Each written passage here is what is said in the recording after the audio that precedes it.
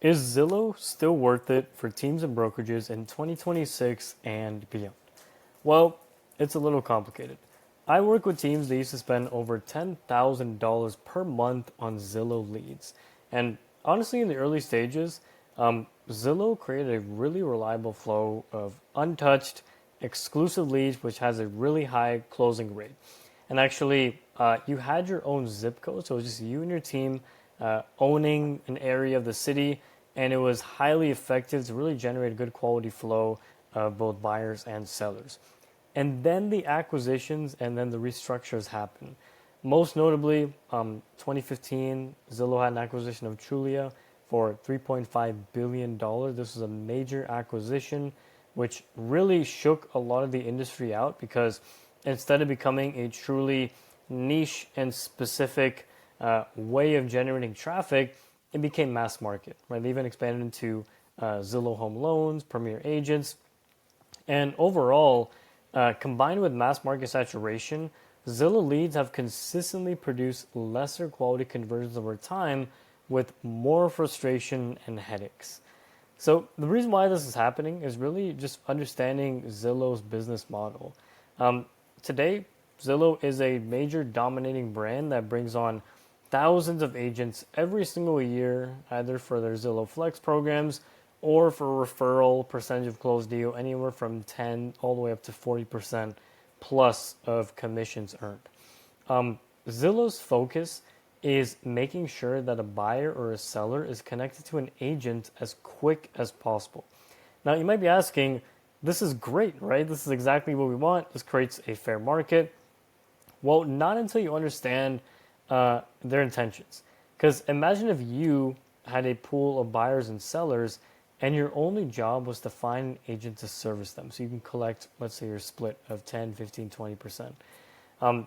If you were in that position, you wouldn't really care who services them as long as you connect them as quick as possible. And so Zillow knows this. And so in every market nowadays, Zillow creates immense competition with their own agents who are all fighting for the same leads, right? So whenever somebody comes in, it's kind of like a fight, a rat race to get to the same opportunity. Again, these people have been maybe scrolling on Zillow, properties, requested that an agent services them to sell their home, whether it may be. But again, every single year and every single month, more and more competition is created, making it harder and harder to capture those small percentage of opportunities. And whoever doesn't get it, so let's say there's 100 agents fighting for the same lead, only one of those agents or teams is going to be able to service them. So for everyone else, they have to wait for the next hot lead, quote unquote, to pop in. And it's a vicious cycle that continuously repeats itself. And I've spoken to so many teams and agents and brokerages who've grinded the gears running Zillow campaigns because they got opportunities at the beginning, things were going well, but then it just kept slowly dying off over time. And the worst part about it, all the while, you are the product for bolstering Zillow's growing brand.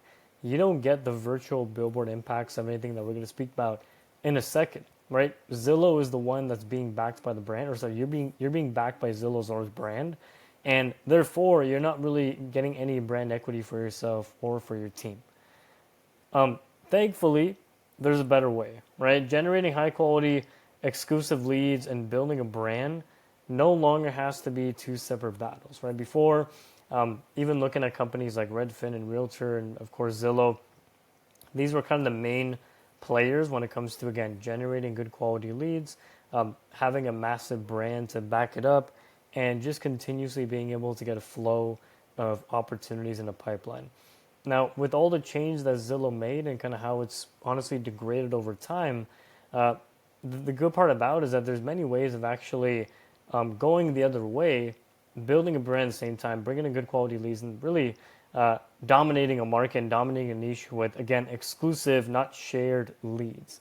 But again, it has to be done the right way because most teams will end up flocking to Facebook ads, Google PPC, even TikTok or whatnot, which do work in some cases, like creating a database of buyers, ranking higher on Google, but mainly creates tire kickers. And for most of the teams and brokers that I speak to, Their experience, especially with Facebook ads, has been exactly that.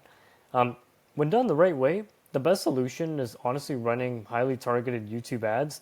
And yes, we're fully biased, but we're also backed by the numbers, right? We spent over $200,000 running ads on not only YouTube, but also on Facebook, Instagram, Google. And YouTube is king for sure because the fact that it has not only the highest income demographic, and it's also the oldest platform as well. That leads to the perfect storm of not only downsizers, relocators, recently divorcees, other life situations like death in the family. Those kinds of people who are actively searching to sell their home are really ripe. And again, as opposed to Zillow, the opportunity is way less competitive. Right? There's way less agents, less brokerages and teams who are running these ads effectively, which creates amazing opportunities again with buyers and sellers who are actually in the mid to high end property range. And overall, just to kind of wrap it up, YouTube is the platform where people know, like, and trust you right away. If you are a team or a brokerage who is looking to run highly targeted YouTube ads to bring in more listing appointments for you and your team, click the first link in the description, and I look forward to seeing you very soon. Take care. Bye-bye.